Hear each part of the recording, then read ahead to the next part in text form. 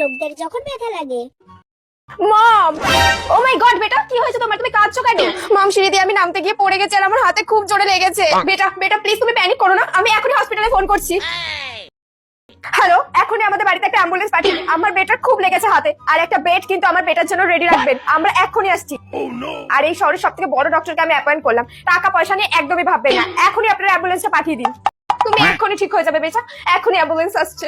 ওকে মম। আমার যখন ব্যথা লাগে। ও মামা, কি হয়েছে? কাঁদছিস কেন? আর রান্নাটা থামিয়ে কি হয়েছে বল না।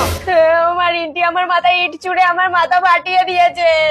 তোকে আমি আজকে খেলতে যেতে বারণ করেছিলাম তো। কথা না শুনে গেলি আর মাথাটা ফাটিয়ে আসলি, দেখলি তো। আর যাবো না।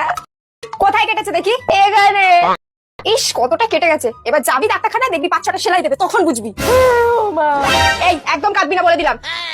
চল ডাক্তারের কাছে।